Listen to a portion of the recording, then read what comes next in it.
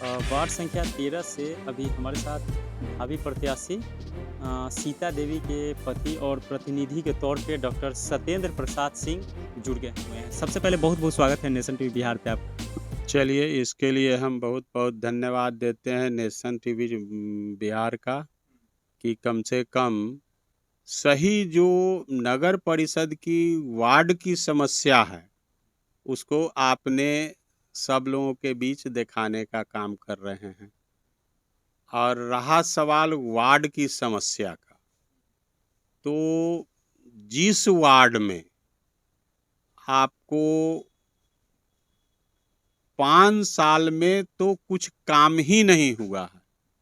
किसी भी रोड में चले जाइए, चाहे एसडीओ रोड से वार्ड 13 गुजर रहा हो, चाहे नखास रोड से वार्ड 13 गुजर रहा हो, चाहे इमली के पेड़ के बगल से वार्ड 13 गुजर रहा हो, अगर थोड़ा सा एक अछार भी बरसात होता है तो सब जगह आपको, मतलब जो हमारी बहन बेटी हैं वो थोड़ा सा साड़ी ऊपर करके ही चलना पड़ता है। अगर आप कोई गाड़ी से चल रहे हैं तो उसका सारा छिटका आपके शरीर पर पड़ जाता है। यही नगर का जो वार्ड नंबर 13 की सबसे बड़ी समस्या है।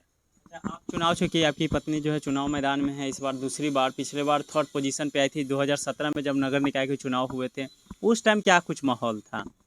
उस समय जो माहौल था, नया एक लड़का आया, चूंकि लोगों को एक आस जगी कि ये काम करेंगे, लेकिन जनता का विश्वास इस टाइप से उस आदमी से उतर गया कि कहीं कोई काम, किसी आदमी का कोई काम नहीं हो सकता। अरे नहीं उतरे। यही इस बार चुनाव जो लड़ने आप जा रहे हैं तो कौन सा मुद्दा लेके मैदान में रहेंगे? क्योंकि जिस तरीके से पिछले बार चुनाव मैदान में रहे, यहाँ पे ये भी कहा जा रहा है कि यहाँ पे विकास का मुद्दा नहीं है, आपसी जो है किस तरीके से वर्क होने चाहिए और आपसी जो लड़ाई है उस पे ज़्यादा टिका हुआ है। देखिए, जहाँ तक और लोगों की बात और मेरी बात, हम प्रत्येक रोड को नाला से जोड़ने का पहला काम करेंगे अगर हम लोग चुनाव जीतते हैं तो।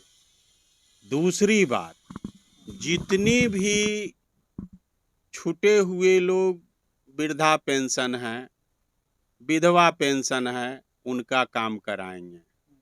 तीसरी बात, जो रोड इनक्रोचमेंट कर लिए हैं, जिससे कि गली छोटा हो गया है, रास्ता छोटा हो गया है, नगर परिषद के जमीन में बढ़ के घर बना लिए हैं, हम उन तमाम लोगों का रास्ता क्लियर करा के और रोड के चौड़ीकरण कराएंगे।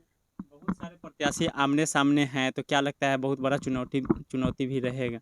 देखिए, वार्ड में कोई बहुत बड़ी चुनौती नहीं है। इसलिए चुनौती नहीं है कि वार्ड में कैसे काम होगा, 60% प्रत्याशी को खुद पता नहीं है।